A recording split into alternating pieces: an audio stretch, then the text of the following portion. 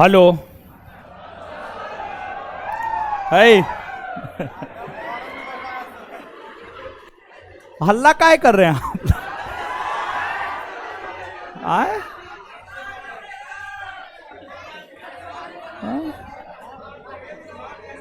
काय हल्ला कर रहा है?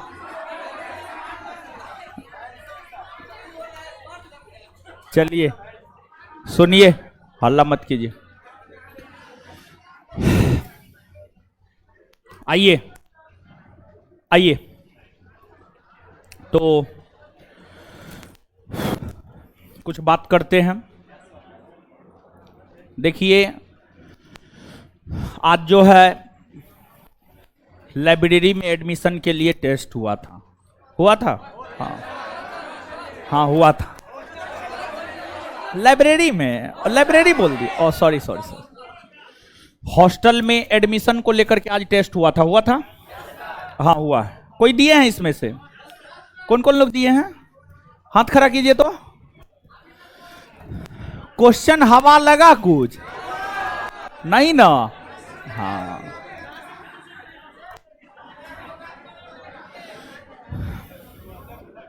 चलिए। क्वेश्चन विद्यार्थी को हबो नहीं लगा। वाटरमैन, वाटरमैन ऑफ इंडिया कहा जाता है राजेंद्र सिंह को। राजेंद्र सिंह को पिछले दिन टेस्ट में तो बतलेवे किए थे। तो समझिए, अब अगर हम क्वेश्चन चाह ले कि आपको हवा ना लगे, लगिए नहीं सकता। अगर चाह ले एकदम हवा लगे तो लगेगा। ठीक है? तो खैर छोड़िए ये सब बात। अब आइए,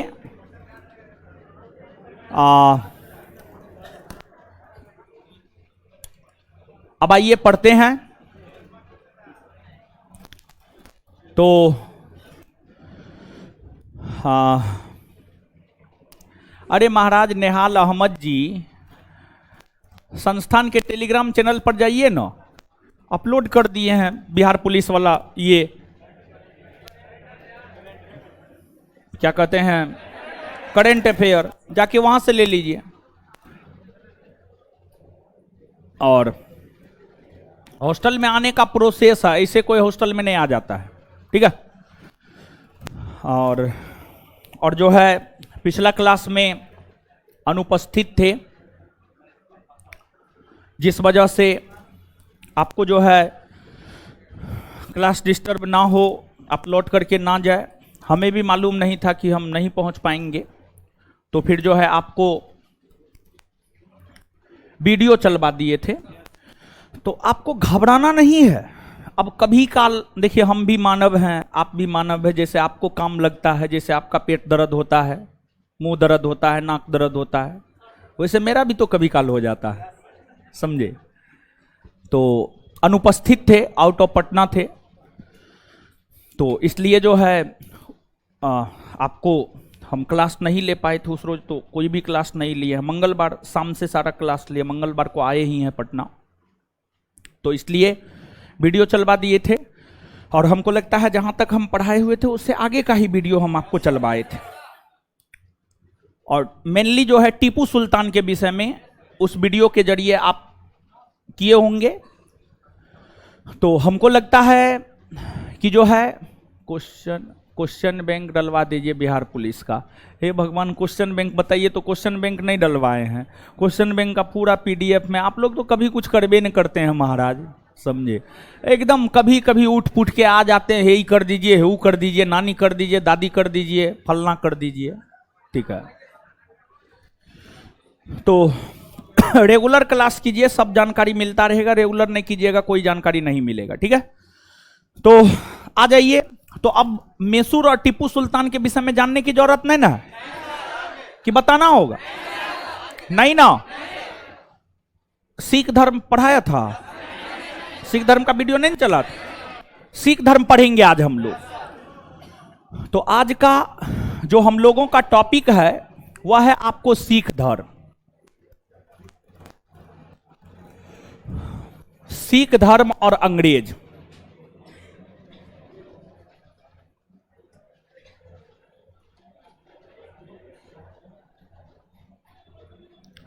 सिख धर्म और अंग्रेज, समझिएगा। सबसे पहले क्या हुआ जानते हैं? सबसे पहले सिख धर्म की स्थापना हुई, फिर सिख धर्म में 10 सिख गुरु हुए, और 10वें और अंतिम सिख गुरु हुए गुरु गोविंद सिंह।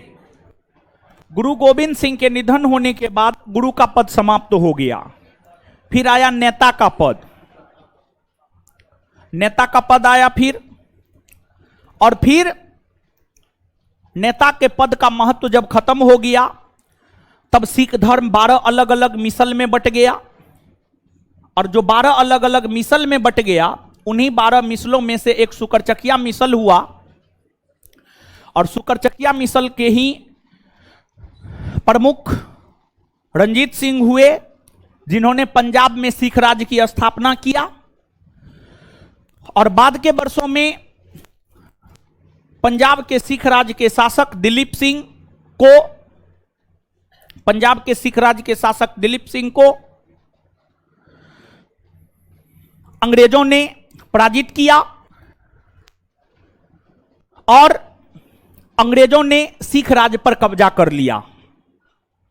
अंग्रेज गवर्नर जनरल लॉर्ड डलहौजी हुआ, जिसने 1849 ईस्वी में द्वितीय आंग्ल सिख युद्ध में सिख सेना को पराजित किया, और सिख सेना को पराजित करके 1849 ईस्वी में पंजाब के सिख राज को जीतकर लॉर्ड डलहौजी ने ब्रिटिश साम्राज्य में मिलाने का काम किया। तो सिख धर्म में जो टोटल 10 सिख गुरु हुए हैं उसके विषय में जानेंगे, फिर सिख नेता के विषय में जानेंगे, फिर जो है आपको रंजीत सिंह के विषय में जानेंगे, और फिर 2 आंग्ल सिख युद्ध, प्रथम आंग्ल सिख युद्ध 1845-46 और द्वितीय आंग्ल सिख युद्ध 1848-49। इन्हीं 2 युद्धों को जीतकर अंग्रेजों ने पंजाब के सिख राज्य को जीतकर ब्रिटिश साम्राज्य में मिला लिया। इन्हीं सब बातों की चर्चा जो है इस चैप्टर में हम आपके साथ करेंगे। देखिए, जो आपको सिख धर्म या सिख संप्रदाय है, इसकी स्थापना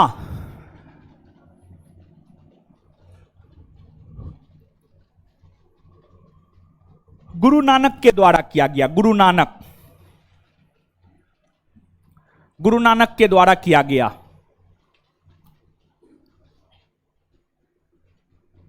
जैसे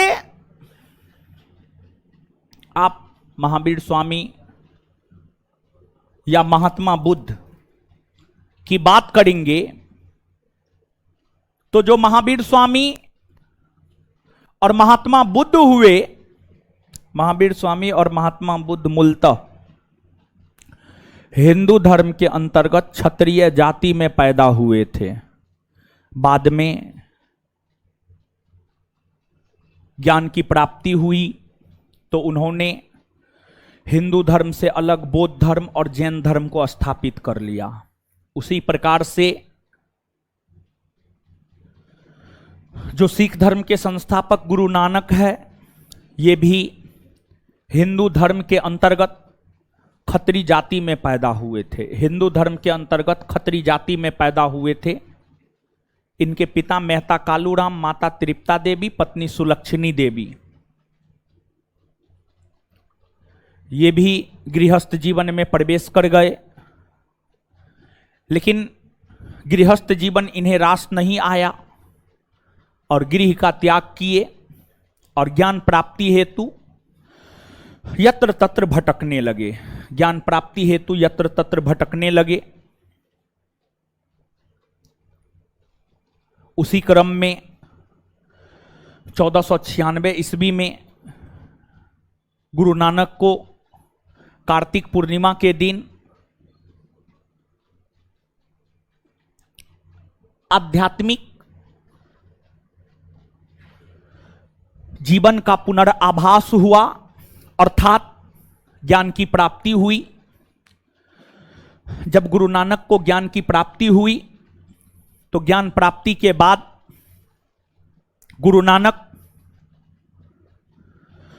ने जिस धर्म को स्थापित किया वही धर्म सिख धर्म कहलाया, वही धर्म सिख धर्म कहलाया। और सिख धर्म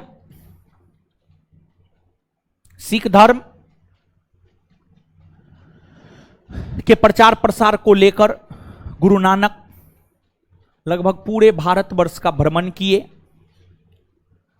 और सिख धर्म को लोकप्रिय बनाने को लेकर गुरु नानक ने संगत और पंगत की शुरुआत की। संगत का मतलब धर्मशाला, धर्मशाला का मतलब निशुल्क आवासीय स्थान, निशुल्क रहने वाला स्थान धर्मशाला।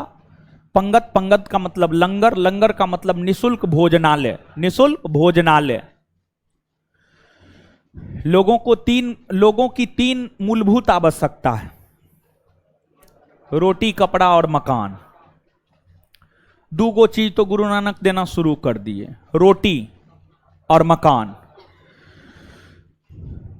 गुरु नानक ने संगत और पंगत की शुरुआत की और इसके पीछे रीजन मूलतः यही था कि ये जो है सिख धर्म को लोकप्रिय बनाना चाहते थे। अब आप कुछ अलग हट करके काम करना चाहते हैं, कुछ नया करना चाहते हैं, तो नया एक्सपेरिमेंट भी जो है आपको करना होगा। तो इसलिए गुरु नानक ने जो है संगत और पंगत की शुरुआत की। गुरु नानक के विषय में कहा जाता है ईश्वर के निराकार रूप को ये मानते थे। ये निर्गुण परंपरा के संत थे, निर्गुण परंपरा के संत थे। और गुरु नानक सिख धर्म का प्रचार प्रसार करते हुए अंततः 1539 ईस्वी में इनका निधन हो गया।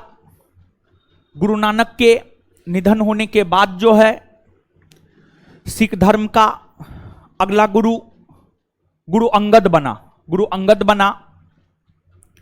और जो गुरु का पद हुआ करता था वो गुरु शिष्य परंपरा पर आधारित था शुरुआती वर्षों में, लेकिन बाद के वर्षों में जाकर गुरु के पद पैतृक बना दिए गए और उसके बाद जो है पैतृक और वंशानुगत गुरु का पद हो गया था। आगे बताएंगे गुरु का पद पैतृक किसने बनाया, लेकिन उससे पहले एक बात यहां पर स्पष्ट करना चाहते हैं और वह यह बात है कि कौन से सिख गुरु किस मुगल बादशाह के समकालीन है, कौन से सिख गुरु किस मुगल बादशाह के समकालीन है। यह बात कभी कताल आपसे आपके परीक्षा में पूछा जाता है। और साथ ही साथ सिख धर्म में जो टोटल 10 सिख गुरु हुए हैं उन सिख गुरुओं के विषय में पूछा जाता है। तृतीय नंबर के कौन हुए, 5वें नंबर के कौन हुए, 10वें और अंतिम कौन हुए। तो ये सब चीज जो है आपसे आपके परीक्षा में पूछा जाता है, इसलिए इस बात को थोड़ा सा स्पष्ट कर देते हैं। सिख धर्म में टोटल 10 सिख गुरु हुए और सिख धर्म में जो टोटल 10 सिख गुरु हुए उसमें पहला हुआ गुरु नानक।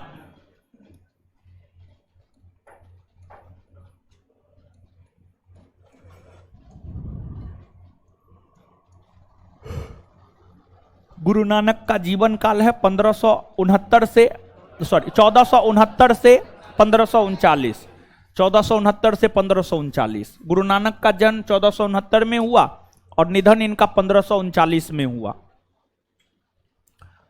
गुरु नानक के बाद अगले बने गुरु अंगद।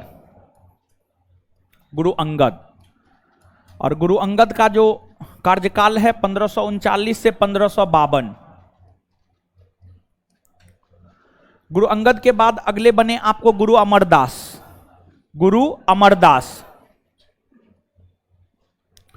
और गुरु अमरदास की आप बात करेंगे तो गुरु अमरदास का शासनकाल है 1552 से 1574। 1552 से 1574। गुरु अमरदास के बाद अगले सिख गुरु बने गुरु रामदास,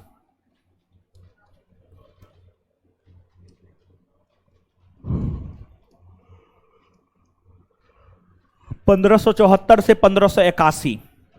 फिर अगले बने गुरु अर्जुन देव। गुरु अर्जुन देव का शासनकाल 1581 से 1606। और गुरु अर्जुन देव के बाद अगले बने गुरु हरगोविंद। और गुरु हरगोविंद का कार्यकाल है 1606 से 1645। और इसके बाद अगले बने हैं आपको गुरु हरराय। और हरराय का शासन अवधि है 1645 से 1661। और इसके बाद अगले बने हैं गुरु हरकिशन। गुरु हरकिशन 1661 से 1664। हाँ, इसके बाद अगले बने हैं गुरु तेग बहादुर। गुरु तेग बहादुर। और गुरु तेग बहादुर का कार्यकाल है 1664 से 1675। और गुरु तेग बहादुर के बाद बने हैं गुरु गोविंद सिंह। गुरु गोविंद सिंह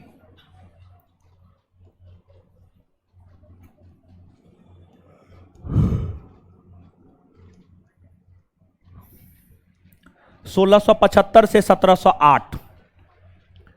और 1708 ईस्वी में जैसे ही गुरु गोविंद सिंह का निधन हुआ, गुरु का पद समाप्त हो गया। यही टोटल 10 सिख गुरु हैं। अब यहां पर मुगल बादशाहों के संदर्भ में हम लोग देख लेते हैं कौन सिख गुरु किस मुगल बादशाह के समकालीन थे। कभी कताल पूछा जाता है, लेकिन पूछा जाता है, ठीक है, पूछा जाता है, कभी कताल ही पूछा जाता है, लेकिन पूछा जाता है, समझ गए। अब देखिएगा यहां पर गुरु नानक। एक तो गुरु नानक जब सिख धर्म के गुरु हुआ करते थे, उसी समय 1526 में मुगल वंश की स्थापना हुई।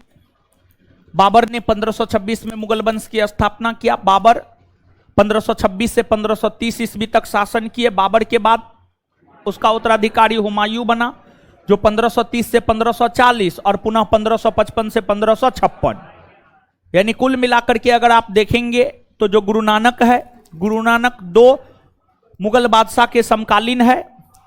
गुरु नानक जो 2 मुगल बादशाह के समकालीन है,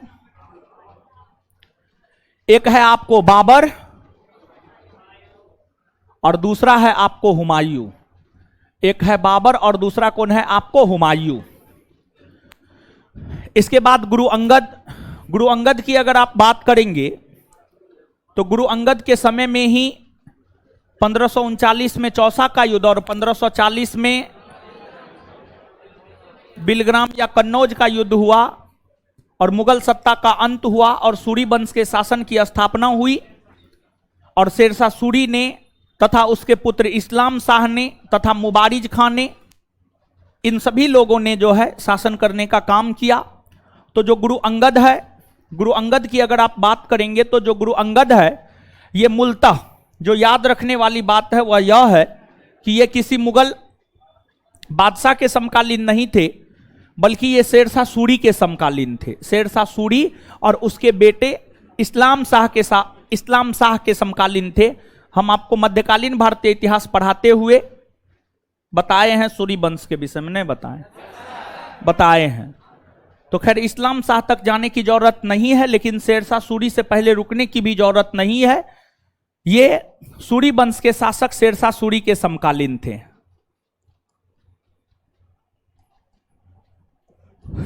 इसके बाद अगर बात हम लोग गुरु अमरदास की करें तो ये मुगल बादशाह अकबर के समकालीन थे। अकबर के शासनकाल को जब आप याद करेंगे तो आपको पता चलेगा अकबर का शासनकाल है 1556 से 1605। तो गुरु अमरदास अकबर के समकालीन थे।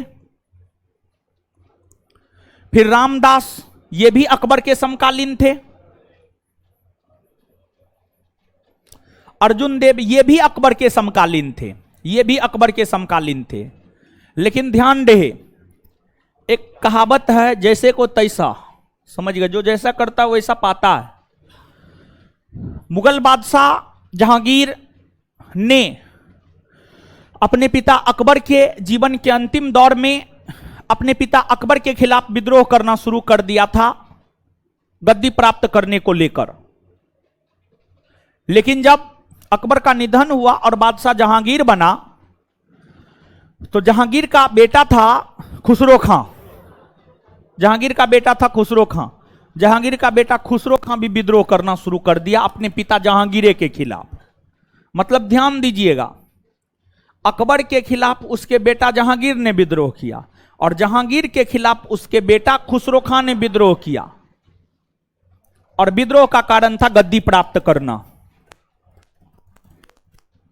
और गद्दी के वजह से ही जहांगीर ने अपने पुत्र खुसरो खां को मरवा दिया। गद्दी इतना प्यारा चीज है कि शासक सुल्तान बादशाह अपने पुत्र को मरवा देता था, पुत्र अपने बाप को मरवा देता था, भाई भाई को मरवा देता था, सब एक दूसरे को मरवा देता था। भले ही अर्जुन देव अकबर के समकालीन हो,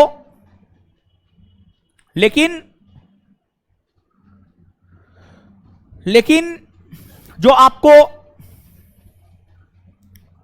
अर्जुन देव थे, अर्जुन देव मुगल बादशाह जहांगीर के भी समकालीन थे। जहांगीर के भी समकालीन थे।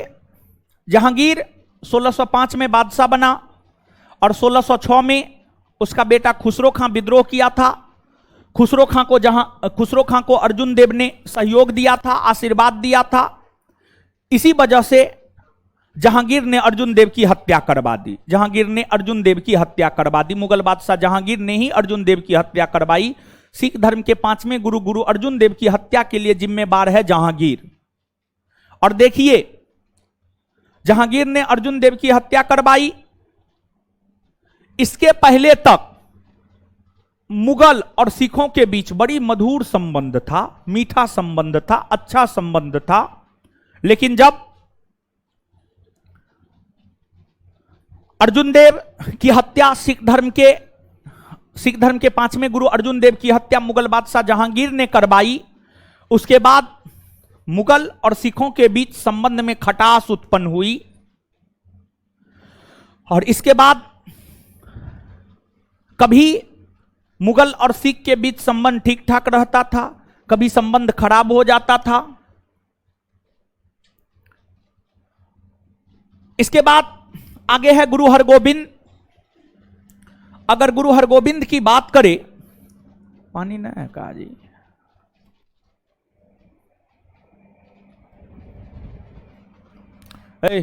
पानी इसमें डालिए।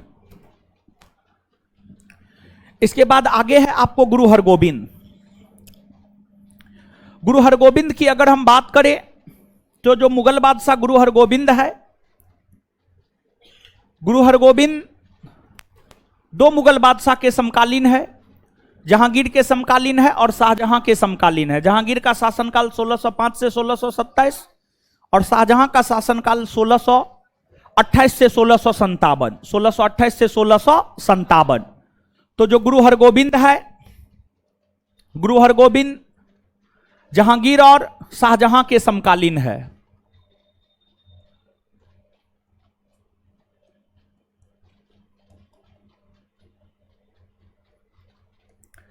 इसके बाद आपको गुरु हर्रा है।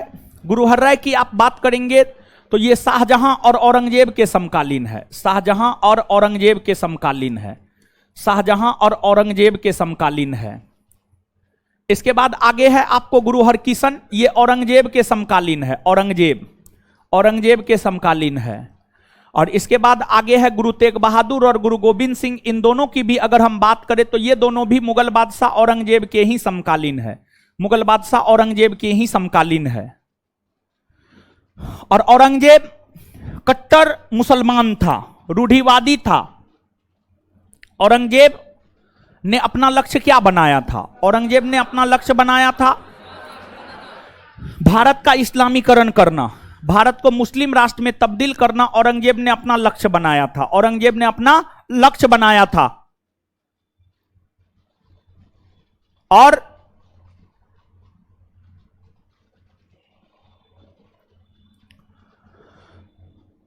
औरंगजेब का समकालीन जो गुरु तेग बहादुर था,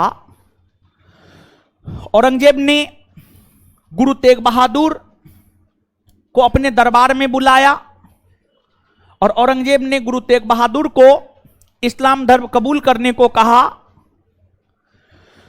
लेकिन गुरु तेग बहादुर इस्लाम धर्म कबूल करने से मना कर दिया।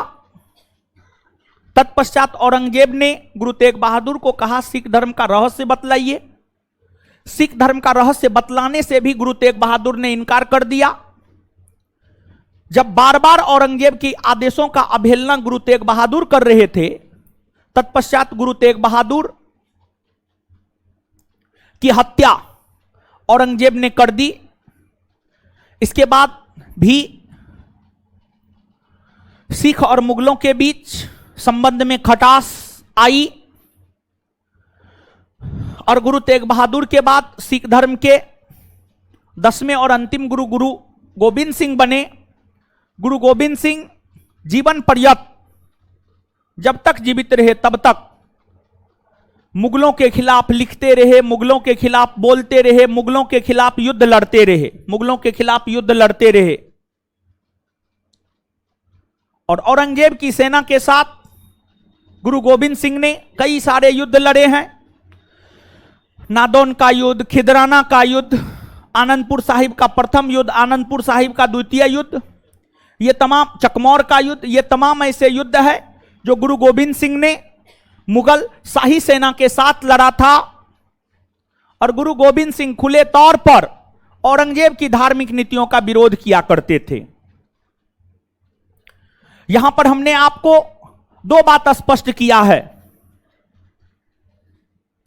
एक बात हमने आपको यह स्पष्ट किया है कि कौन से सिख गुरु किस मुगल बादशाह के समकालीन थे और किस किस सिख गुरु की हत्या मुगल बादशाह ने करवा दी। यह दो बात हमने आपको स्पष्ट किया है। अब यहां से थोड़ा सा हम लोग आगे बढ़ेंगे, लेकिन उससे पहले जितना बात बताए हैं उतना याद कीजिए, ठीक है?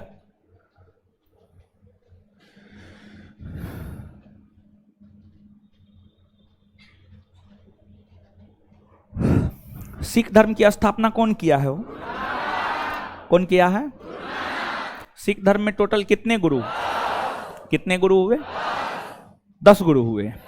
अच्छा, सिख धर्म के पहले गुरु कौन हुए? गुरु नानक। सिख धर्म के कौन ऐसे गुरु हुए जो पूरे भारतवर्ष का भ्रमण किए? गुरु नानक, ठीक है। और गुरु नानक किस मुगल बादशाह के समकालीन थे? बाबर और गुरु नानक के बाद सिख धर्म के दूसरे गुरु कौन बने? गुरु अंगद बने। गुरु अंगद किसके समकालीन? गुरु अंगद के बाद कौन बने? गुरु अमरदास। किस मुगल बादशाह के किसके समकालीन थे? गुरु अमरदास के बाद कौन बने? किस मुगल बादशाह के सिख धर्म के 5वें गुरु कौन बने? किस मुगल बादशाह के किस मुगल बादशाह के? 6ठे गुरु कौन बने? हरगोविंद। किस मुगल बादशाह के समकालीन? और 7वें गुरु कौन बने? किसके समकालीन थे? शाहजहां और 8वें गुरु कौन बने? किसके समकालीन? किसके? 9वें गुरु कौन बने? किसके समकालीन थे? 10वें गुरु कौन बने? किसके समकालीन थे? किसके समकालीन थे? औरंगजेब के समकालीन थे। चलिए आगे बतलाइएगा, किस सिख गुरु की हत्या जहांगीर ने करवाई? किस सिख गुरु की हत्या जहांगीर ने करवाई? किसकी? किसकी? आगे, अर्जुन देव की हत्या जहांगीर ने क्यों करवाई? क्योंकि अर्जुन देव ने जहांगीर के विद्रोही पुत्र खुसरो खां को आशीर्वाद और सैन्य सहायता प्रदान किया था। एक बार फिर से, गुरु अर्जुन देव की हत्या मुगल बादशाह जहांगीर ने क्यों करवाई?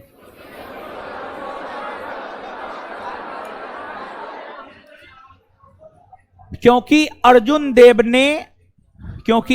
देव ने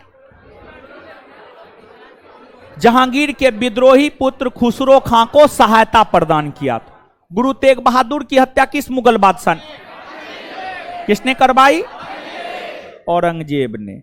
क्योंकि गुरु तेग बहादुर ने इस्लाम धर्म को कबूल और ना ही सिख धर्म का रहस्य बतलाया, इसलिए। क्लियर है? अब आगे आइए, देखिए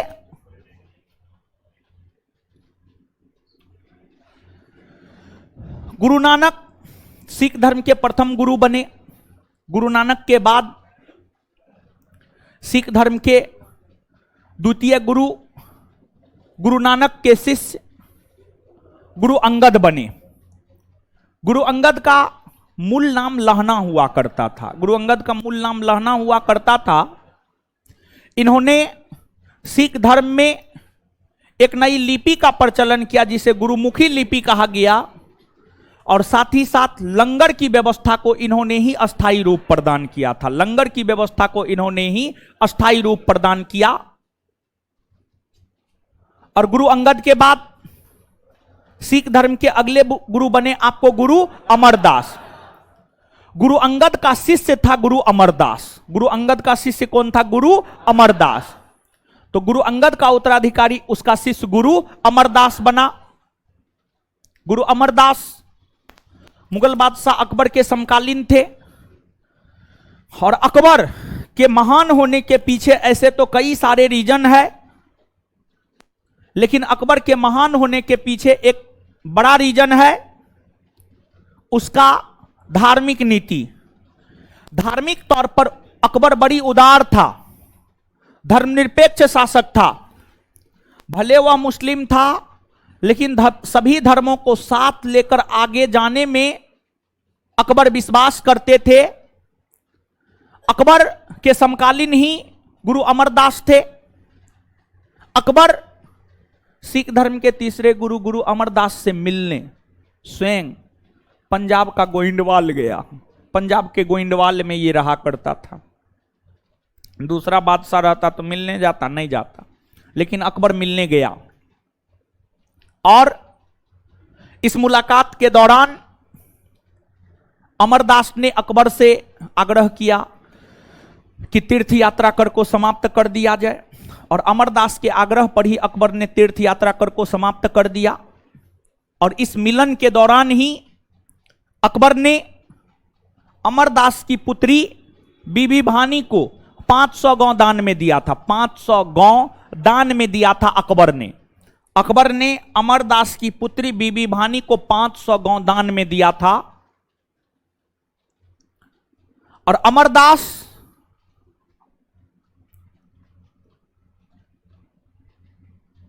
की अगर आप बात करेंगे तो अमरदास ने सिख धर्म को हिंदू धर्म से अलग दिखलाने, बतलाने, जतलाने को लेकर कई सारे कार्य किए।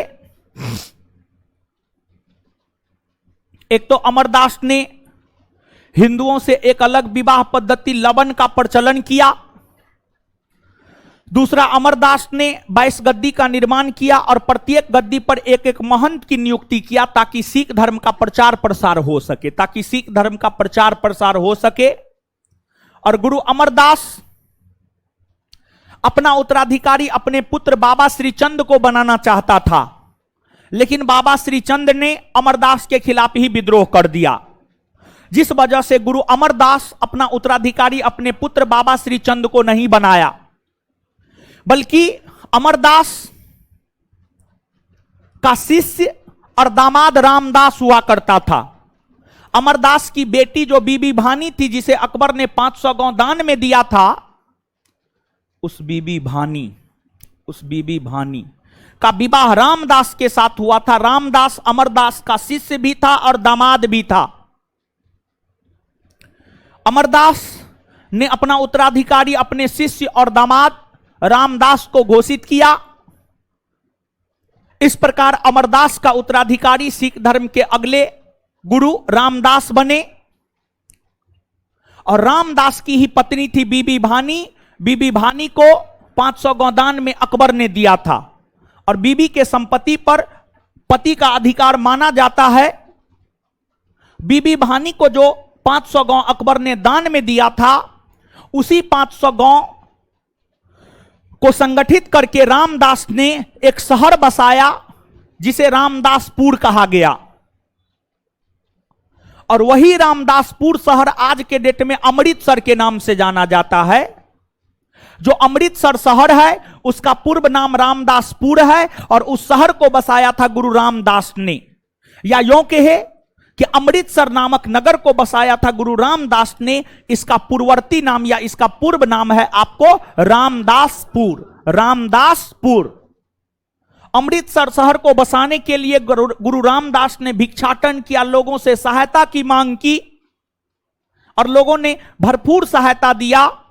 और तब फिर जाकर के गुरु रामदास ने अमृतसर नामक शहर को 1577 ईस्वी में बसाने का काम किया। और गुरु रामदास ने ही अपने तीसरे पुत्र अर्जुन देव को अपना उत्तराधिकारी घोषित कर दिया। अर्थात गुरु के पद को अगर देखा जाए, पैतृक किसने किया है, तो गुरु के पद को पैतृक किया है गुरु रामदास ने, क्योंकि रामदास ने ही अपने पुत्र अर्जुन देव को अपना उत्तराधिकारी घोषित किया। इस प्रकार हम यह बात कह सकते हैं कि गुरु के पद को पैतृक करने का श्रेय जाता है गुरु रामदास, और गुरु रामदास का उत्तराधिकारी उसका बेटा गुरु अर्जुन देव बना। और बात अगर आप अर्जुन देव की करेंगे तो जो आपको अर्जुन देव है, गुरु अर्जुन देव है, इन्होंने ही अमृतसर में स्वर्ण मंदिर या हर मंदिर का निर्माण किया। गुरु अर्जुन देव ने ही अमृतसर में स्वर्ण मंदिर या हर मंदिर का निर्माण किया। और साथ ही साथ सिखों का जो सबसे पवित्र ग्रंथ आदि ग्रंथ या गुरु ग्रंथ साहिब है, सिखों का सबसे पवित्र ग्रंथ है गुरु ग्रंथ साहिब या आदि ग्रंथ। गुरु ग्रंथ साहिब या आदि ग्रंथ की रचना गुरु अर्जुन देव ने ही किया था। जो गुरु अर्जुन देव है, इन्होंने ही गुरु ग्रंथ साहिब या आदि ग्रंथ की रचना किया। गुरु ग्रंथ साहिब या आदि ग्रंथ की रचना किया। और इनके द्वारा रचित जो आदि ग्रंथ या गुरु ग्रंथ साहिब था, उस आदि ग्रंथ या गुरु ग्रंथ साहिब में सिख धर्म के सिर्फ 5 गुरुओं की वाणी को शामिल किया गया था। गुरु नानक से लेकर गुरु अर्जुन देव तक की वाणी को संकलित किया गया था। लेकिन ध्यान रहे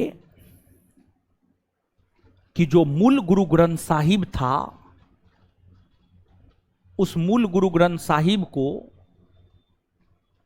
सिख धर्म के 10वें और अंतिम गुरु गोविंद सिंह जब युद्ध लड़ने जाते थे ना, गुरु गोविंद सिंह जब युद्ध लड़ने जाते थे तो उसको लेकर के जाते थे, समझ गए, उस मूल गुरु ग्रंथ साहिब को लेकर जाते थे। और युद्ध के क्रम में ही गुरु ग्रंथ साहिब खो गया। तत्पश्चात गुरु गोविंद सिंह ने फिर से गुरु ग्रंथ साहिब लिखा और सिख धर्म के 10 गुरुओं की वाणी को उसमें संकलित किया। अर्थात यह बात कहा जा सकता है कि जो गुरु ग्रंथ साहिब है, गुरु ग्रंथ साहिब को वर्तमान रूप गुरु गोविंद सिंह ने दिया है, गुरु गोविंद सिंह ने दिया है। तो यहां पर देखिए थोड़ा सा आपको फंसाता है, तो आपको चीज याद कैसे रखना है। एक बात तो यह है कि क्वेश्चन के लैंग्वेज पे थोड़ा आप गौर कीजिएगा। सिखों के सबसे पवित्र ग्रंथ गुरु ग्रंथ साहिब की रचना किसने किया है, या आदि ग्रंथ की रचना किसने किया है? तो आंसर हो जाएगा गुरु अर्जुन देव, गुरु अर्जुन देव। लेकिन प्रश्न यहीं पर अगर यह हो कि गुरु ग्रंथ साहिब या आदि ग्रंथ को वर्तमान रूप किसने दिया है, तो आंसर हो जाएगा गुरु गोविंद सिंह, गुरु गोविंद। दोनों क्वेश्चन समझ पा रहे हैं आप? दोनों प्रकार के प्रश्न आपसे आपके परीक्षा में पूछा जाता है। और जो गुरु अर्जुन देव थे, इन्होंने देखा कि मुगल बादशाह बड़ी शानो शौकत के साथ रहता है, तो लोग देखा देखी करता है, समझ गए। जैसे आप हैं एकदम नहीं पढ़ने वाले के साथ रह जाइएगा तो देख करके, उसको देख करके आप भी पढ़ने लगिएगा। इसलिए दोस्त सगे संबंधी अच्छा होना चाहिए, आपके आसपास के लोग अच्छे होने चाहिए, पढ़ने लिखने वाले होने चाहिए, समझे। दोस्ती हमेशा अच्छे लोगों से कीजिए, गलत लोगों से दोस्ती मत कीजिए, समझ गए। गलत लोग हमेशा आपको गलत मंजिल तक पहुंचाएगा, अच्छे लोग हमेशा आपको अच्छे मंजिल तक पहुंचाएगा। अभी दो दोस्त मिलने के लिए आया था, अभी 5 से 5.5 के बीच में जो गैप था, दोनों का बिहार एसएससी मेंस जो हुआ है उसमें रिजल्ट हुआ है। हमारे पास तो मेनली बच्चा सब आता है बिहार दरोगा का तैयारी करने के लिए, लेकिन तैयारी यहाँ पर सब चीज का होता है। वो दोनों भी 2223 से जुड़ा हुआ था, फिर उसके बाद से लगातार संस्थान से जुड़ले रहा। देखिए एक बात सही है, छोटा चीज अगर ना हो तो बड़ा चीज होना होता है, इसलिए छोटा चीज नहीं होता है। दोनों का रिजल्ट बिहार एसएससी मेंस में हुआ है, और दोनों का रिजल्ट जो है हमको लगता है कि 64 वाला जो था एक्साइज वाला, 2 में से अंदाज 1 का रिजल्ट था, उसमें उसका दौड़ भी है, 12 अक्टूबर से अंदाज दौड़ है। पुराना बच्चा है, 2213 वाला ही बच्चा है, समझ गए। तो देखिए दोनों साथ आया, दोनों दोस्त था, दोनों पढ़ने में अच्छा था, तब ना जाकर के जो है दोनों का बिहार एसएससी मेंस में रिजल्ट हो गया। अगर पढ़ने में अच्छा नहीं होता, कटअप इतना हाई रहता है बिहार एसएससी मेंस का कि साधारण लड़का का होना जानी नहीं होता है, समझ गए। और हम आपको बोलेंगे कि जो है डेली टेस्ट दीजिए 50 क्वेश्चन डिस्कशन वाला, तो आप तो मानिएगा है नहीं, आप तो वही कीजिएगा जो आपको करना है। खैर आपको जो करना है आप अपना करते रहिए। तो वो सब लड़का भी जो है पढ़ा भी, और साथ ही साथ जो है डेली टेस्ट को ज्वाइन किए रखा। और आज के डेट में देखिए लगभग हर परीक्षा में रिजल्ट हो रहा है, समझे। और जो है बिहार एसएससी मेंस का जो रिजल्ट आया 2200 समथिंग पोस्ट है, और 2400 समथिंग का रिजल्ट दिया है, 200 एक्स्ट्रा रिजल्ट दिया है। लेकिन दोनों लड़का का जो है मैथ ऑनर्स है, तो उसमें बहुत सारा पोस्ट है जिसका मैथ ऑनर्स है वही जा सकता है बिहार एसएससी में। तो इन दोनों का तो एकदम कंफर्म है, होगा ही होगा, नहीं होने का कोई सवाल पैदा नहीं होता है, समझ गए। तो डेली टेस्ट आप लोग देते हैं कि नहीं देते हैं? देते हैं। कौन कौन लोग देते हैं? हाथ खड़ा कीजिए। तो 50 क्वेश्चन डिस्कशन वाला, हाँ देते हैं तो ठीक है। और देवी महारानी लोग तो देवी महारानी है, उनका तो कोई जोड़े ना है, तो वो लोग तो बेजोड़ हैं, समझिएगा। तो देना चाहिए। इससे पहले भी हम कई बार बोले हैं, और मेरा क्या, हम तो ऐसे बक बक करके आते हैं जाते हैं, समझे। और एक बात ध्यान में रखेंगे कि जानते हैं जितना दर्द लोग स्टेटस में दिखाता है उतना दर्द किसी को होता है नहीं। और एक बात और जानिए आप कि बहुत सारे लोग जो है कंफ्यूज रहते हैं हमेशा कि उनको करना क्या है, समझे। कभी बीपीएससी करेंगे, कभी दरोगा करेंगे, कभी सिपाही करेंगे, कभी बिहार एसएससी करेंगे। उस प्रकार के लोगों का कुछ होता है नहीं, समझ गए। अरे एक मुश्त होकर के महाराज पढ़िए, समझ गए। एक लक्ष्य बना करके पढ़िए, रिजल्ट हो जाएगा। एक लक्ष्य बना करके नहीं पढ़िएगा तो रिजल्ट होना जानी है नहीं। जीवन भर ऐसे ही एसएससी, रेलवे, बीपीएससी, बिहार दरोगा, सिपाही करते रह जाइएगा, कहीं कुछ नहीं होने वाला है। और लड़का लोग तो लड़की के तुलना में थोड़ा ज्यादा दिमाग वाला है, आप लोग तो समझ जाते हैं जल्दी, समझे। अब आ जाइए, समझते हैं आगे। तो गुरु अर्जुन देव तक चीजों को हम बता दिए हैं। इसके आगे आगे बताएंगे, लेकिन उससे पहले याद कीजिए। बताइए, है गुरु नानक का उत्तराधिकारी कौन बना? गुरु अंगद का मूल नाम क्या था? लाहना। क्या था? गुरु अंगद का मूल नाम क्या था? लाहना। गुरु अंगद का मूल नाम क्या था? लाहना। गुरुमुखी लिपि का प्रचलन किसने किया? किसने किया? गुरुमुखी लिपि का प्रचलन किसने किया? आए गुरु अंगद ने किया। लंगर को अस्थायी रूप किसने प्रदान? आए गुरु अंगद ने। गुरु अंगद का उत्तराधिकारी कौन बना? अच्छा, आगे बताइएगा। किस सिख गुरु के कहने पर अकबर ने तीर्थ यात्रा कर को समाप्त कर? आए किस सिख गुरु से मिलने अकबर पंजाब के गोइंदवाल पहुंचे? किस सिख गुरु ने सती प्रथा का विरोध किया? आए गुरु। 22 गद्दी का निर्माण किसने किया? आए हिंदुओं से अलग विवाह पद्धति लबन का प्रचलन किसने किया? किसने किया? अमरदास का उत्तराधिकारी कौन बना? कौन बना? अमृतसर नामक शहर को किसने बसाया? आए अमृतसर नामक शहर को किसने बसाया? किसने बसाया? रामदास ने बसाया। इसके बाद आगे बताइएगा कि जो है आपको गुरु के पद को पैतृक किसने बनाया? किसने बनाया? गुरु रामदास का उत्तराधिकारी कौन बना? कौन बना? अर्जुन देव बना। अमृतसर में स्वर्ण मंदिर का निर्माण किसने करवाया? अमृतसर में स्वर्ण मंदिर का निर्माण किसने करवाया? किसने करवाया? अर्जुन देव ने करवाया। इसके बाद जो है आगे बताइएगा, गुरु ग्रंथ साहिब की रचना किसने किया? किसने किया? गुरु ग्रंथ साहिब को वर्तमान रूप किसने दिया? आए गुरु। और गुरु अर्जुन देव जो है मुगल बादशाह की भांति काफी सज धज कर रहता था। शानो शौकत के साथ जो है गुरु अर्जुन देव रहने लगे थे। गुरु अर्जुन देव रहने लगे थे। मुगलों का अनुसरण गुरु अर्जुन देव ने किया था और इनकी हत्या जो है मुगल बादशाह जहांगीर ने करवाई थी। गुरु अर्जुन देव की हत्या किसने करवाई? किसने करवाई? किसने करवाई? जहांगीर। गुरु अर्जुन देव के बाद अगले सिख गुरु बने गुरु हरगोविंद। गुरु हरगोविंद की अगर आप बात करेंगे तो जो गुरु हरगोविंद है, इन्होंने मुगलों से सुरक्षा के मद्देनजर, यानी मुगलों से सुरक्षा हो सके, क्योंकि इनसे पहले जो सिख गुरु बने थे गुरु अर्जुन देव की हत्या तो मुगल बादशाह ने करवाया। अब जरूरत थी मुगलों से सुरक्षा की।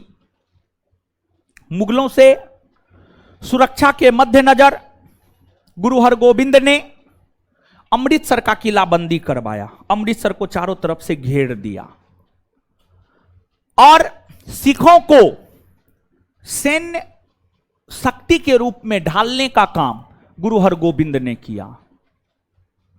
और सिखों के पूजा स्थल अर्थात अकाल तख्त का निर्माण भी गुरु हरगोविंद ने ही किया। गुरु हरगोविंद के बाद अगले गुरु बने गुरु हर्राय।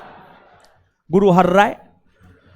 गुरु हर्राय की अगर आप बात करेंगे तो जो गुरु हर्राय है,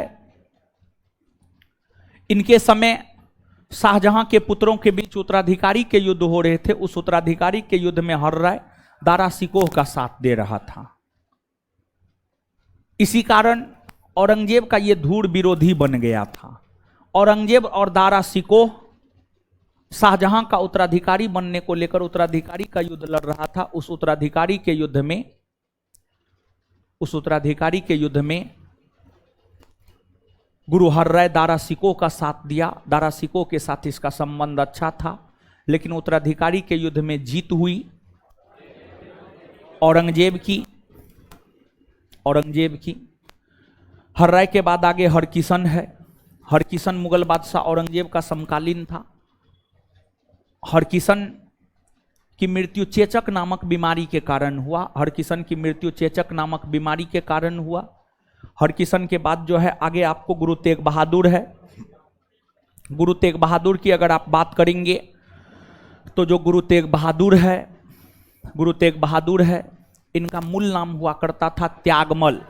इनका मूल नाम त्यागमल था। वही इन्हें बाकला दा बाबा के नाम से भी जाना जाता है। इनका मूल नाम त्यागमल था और इन्हें बाकला दा बाबा के नाम से भी जो है आपको जाना जाता है। और इन्हीं का स्टेटमेंट है सरदाद सिर्रे नादाद। सरदाद सिर्रे नादाद का अर्थ होता है मैंने अपना सर कटवा दिया, लेकिन सर झुकने नहीं दिया। ऐसा इन्होंने इस संदर्भ में कहा क्योंकि जो है आपको औरंगजेब इन्हें सिख धर्म का रहस्य बतलाने को कहा, नहीं बतलाया। वे अपनी मृत्यु, अपनी हत्या को कबूल किया, लेकिन सिख धर्म के रहस्य को नहीं बतलाया, ना ही इस्लाम धर्म को कबूल किया। इसी को लेकर इन्होंने ये स्टेटमेंट कहा था सरदाद सिर्रे नादाद। और जब इनका हत्या किया गया तो इनके हत्या करने के बाद इनका उत्तराधिकारी इनका बेटा गुरु गोविंद सिंह बना, जो कि सिख धर्म के 10वें एवं अंतिम गुरु हुए। गुरु गोविंद सिंह सिख धर्म के एक ऐसे गुरु हुए जिनका जन्म बिहार में हुआ है। बिहार के पटना साहिब में गुरु गोविंद सिंह का जन्म 1666 ईस्वी में। 1666 ईस्वी में गुरु गोविंद सिंह का जन्म जो है आपको बिहार के पटना साहिब में हुआ था। सामान्य तौर पर जो सिख गुरु है उनका संबंध पंजाब और हिमाचल प्रदेश के क्षेत्र से रहा है। पंजाब हिमाचल प्रदेश के क्षेत्र से रहा है। लेकिन अगर बात की जाए गुरु गोविंद सिंह की, तो गुरु गोविंद सिंह का संबंध जो है आपको ना तो जन्म के संदर्भ में पंजाब से रहा है, ना मृत्यु के संदर्भ में पंजाब से रहा है। इनका जन्म बिहार के पटना साहिब में 1666 में हुआ था और इनकी हत्या 1708 ईस्वी में महाराष्ट्र के नांदेड़ नामक स्थान पर गुल खां नामक पठान के द्वारा की गई थी। खैर ये ठीक है। आपसे पूछा जाता है कि सिख गुरु का जन्म बिहार में हुआ, तो आंसर हो जाएगा यही गुरु गोविंद सिंह। देखिए हुआ क्या था, इनके पिता जो गुरु तेग बहादुर थे, गुरु तेग बहादुर भ्रमण करने को लेकर बिहार आए हुए थे। भ्रमण करने को लेकर जो है आपको बिहार आए हुए थे और उसी क्रम में जो है पंजाब के क्षेत्र में विद्रोह होने लग रहे थे। तो अचानक इन्हें जाना पड़ा पंजाब और फिर ये अपनी पत्नी, इनकी पत्नी गर्भवती थी, उसको पटना साहिब में छोड़कर, पटना साहिब में अपने संबंधी के यहाँ छोड़कर वापस पंजाब लौट गए। और यही कारण रहा कि गुरु गोविंद सिंह का जन्म जो है आपको पटना साहिब में हुआ। गुरु गोविंद सिंह सिख धर्म के 10 गुरुओं में सबसे अंतिम गुरु हुए और इनके पिता की हत्या औरंगजेब ने करवाई थी, जिस वजह से इन्होंने औरंगजेब की धार्मिक नीति का खुले तौर पर विरोध किया, औरंगजेब के साथ युद्ध लड़ा। और कहा जाता है कि इन्होंने सिख धर्म में आमूलचूल परिवर्तन किया, अर्थात बड़े बड़े परिवर्तन किए। इन्होंने सिख धर्म में जो कई सारे परिवर्तन किए, उसमें एक यह है कि इन्होंने सिख धर्म के अनुयायियों को कहा, पुरुषों को कहा कि आप अपने नाम के अंत में सिंह लगाइए, और महिलाओं को कहा कि आप अपने नाम के अंत में कोर लगाइए, कोर लगाइए, कोर कोर लगाइए। और इसी के बाद, इनके आदेश के बाद ही सिख धर्म के पुरुष अनुयायी अपने नाम के अंत में सिंह और महिला कोर लगाना प्रारंभ की। और साथ ही साथ इन्होंने सिख धर्म को मानने वाले लोगों को आदेश दिया कि अगर आप सिख धर्म को मानते हैं तो 5 चीज आपके लिए अनिवार्य है। केस, कंघा, किरपान, कच्छा, कड़ा। केस, कंघा, किरपान, कच्छा, कड़ा। केस, केस का मतलब बाल, कंघा, कंघा मतलब वही बाल जो आप ठीक करते हैं। किरपान, किरपान मतलब अस्त्र। कड़ा, हाथ में जो बाली होता है, समझ गए। किरपान, किरपान का मतलब अस्त्र। सिख धर्म के अनुयायी जो आप देखते होंगे छोटा सा अस्त्र रखते हैं या फिर तलवार रखते हैं। और कच्छा यानी गुप्त अंग को ढकने वाला जो वस्त्र होता है उसी को कच्छा कहा जाता है। ये 5 चीज सिख धर्म के लोगों के लिए अनिवार्य बनाने का काम जो है आपको गुरु गोविंद सिंह ने ही किया था। इसके बाद गुरु गोविंद सिंह अपने अनुयायियों का एक बार परीक्षा लिया, अपने अनुयायियों का परीक्षा लिया। और उस परीक्षा में गुरु गोविंद सिंह के 5 ऐसे अनुयायी हुए जो सिख धर्म के लिए और गुरु गोविंद सिंह के लिए अपना जान तक न्योछावर करने के लिए तैयार हुआ, जिसे पंच प्यारा कहा गया, जिसे पंच प्यारे कहा गया, पंच प्यारे कहा गया, पंच प्यारे। पंच प्यारे के अंतर्गत जो 5 लोग सिख धर्म के लिए और गुरु गोविंद सिंह के लिए अपना जान तक न्योछावर करने के लिए तैयार हुए थे। हिम्मत भीवर, मोहकम चंद्र छिम्मा, दयाराम खत्री, धर्मदास,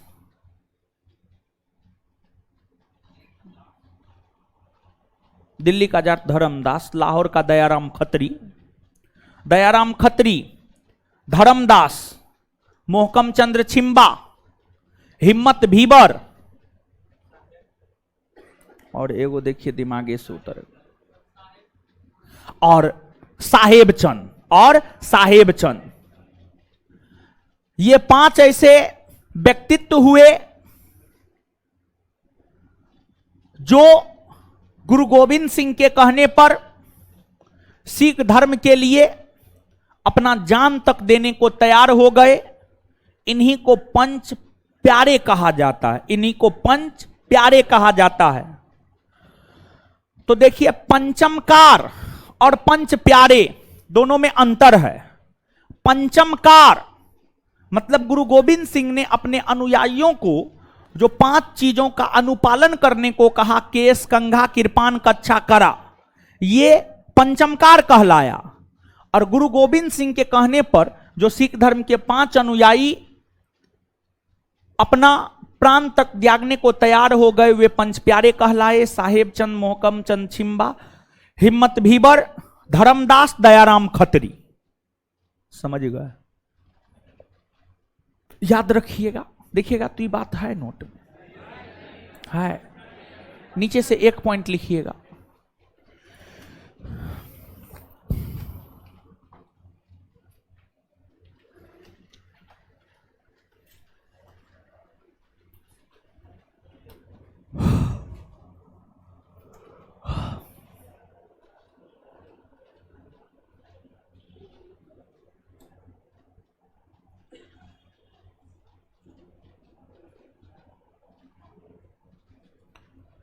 गुरु गोविंद सिंह के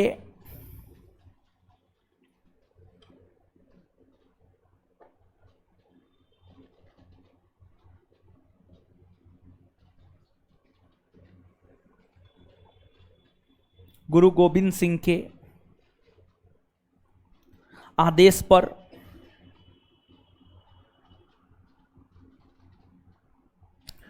गुरु गोविंद सिंह के आदेश पर उनके 5 अनुयायी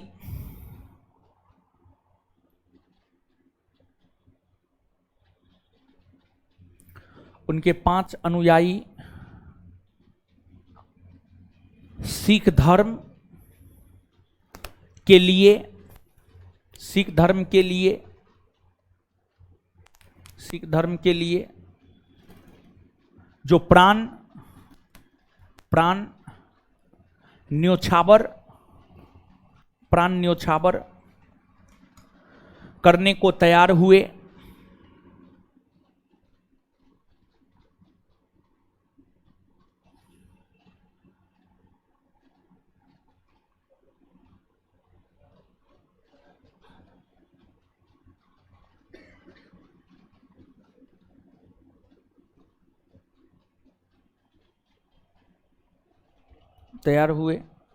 उन्हें पंच प्यारे कहा गया।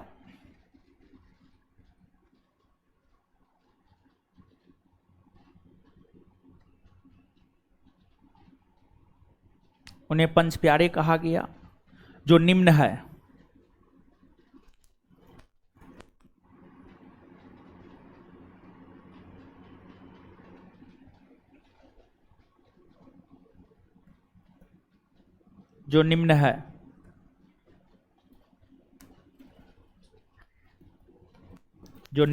एक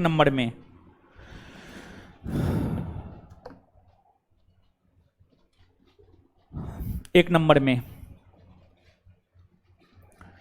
हिम्मत भीवर व्यक्ति का नाम है। ये सब साहब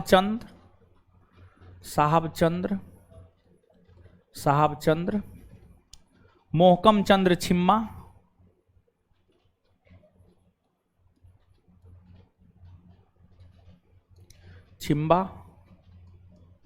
धर्मदास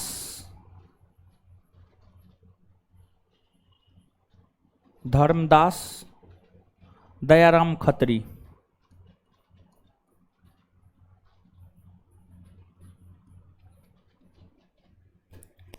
दयाराम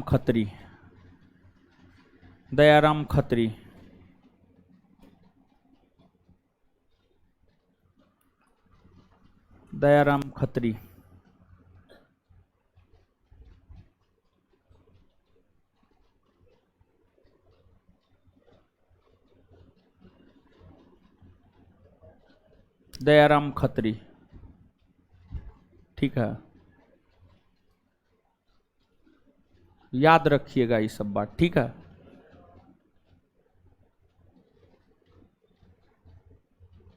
फिजिक्स खत्म हो गया, आप लोग को पता है, पढ़े हैं ना सब लोग। तो बायोलॉजी खत्म है, फिजिक्स खत्म है, केमिस्ट्री खत्म अभी नहीं हुआ है, अभी चलेगा।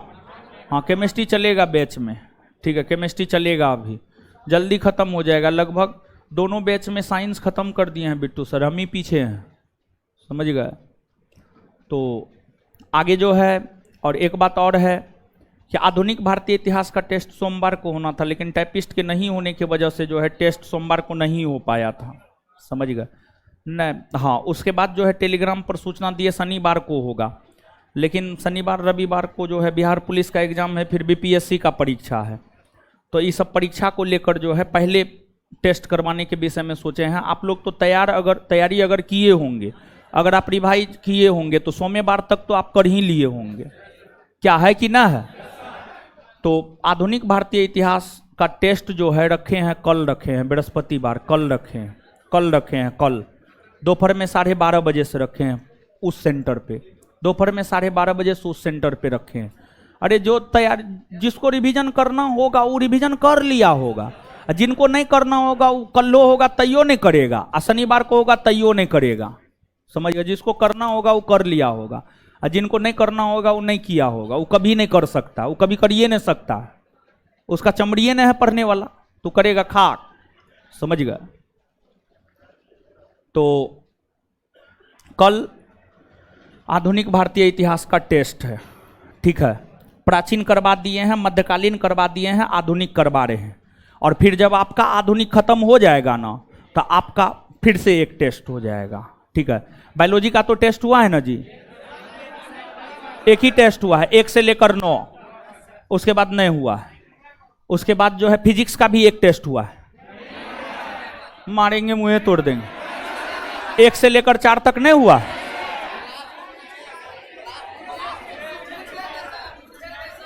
पूछे हैं, और टेस्ट नहीं हुआ। 1 से लेकर 4 तक याद करने के लिए दिए थे। हाँ, तो ठीक है, आगे टेस्ट होगा। और 35 गो टेस्ट होना था बैच में, वो तो हो चुका है, वो तो हो चुका है, समझ गए। तो धीरे धीरे सब चीज़ तो खत्म ही हो रहा है, हम तो खत्म करिए देंगे। आप कितना खत्म किए हैं उसके ऊपर बहुत कुछ निर्भर करता है, समझ गए। तो आप भी खत्म करने का जल्दी प्रयास कीजिए, ज़्यादा बेटर होगा आपके लिए भी, समझे। और जो है कल टेस्ट है, टेस्ट में आप लोग अपना आ जाइएगा, टेस्ट दे दीजिएगा आधुनिक भारतीय इतिहास का। और उसके बाद जो है फिर आगे कल टेस्ट देने के बाद अगले क्लास में बताएंगे कि अगला टेस्ट कौन होगा और कब होगा, अगला टेस्ट कौन होगा और कब होगा। संस्थान के स्टडी मटेरियल से ही होमवर्क रहेगा और टेस्ट में भी क्वेश्चन भी वहीं से पूछेंगे, समझ गए। आज के लिए इतना ही रहने दीजिए, इससे आगे मिलेंगे अगले क्लास में कल। धन्यवाद सभी लोगों का।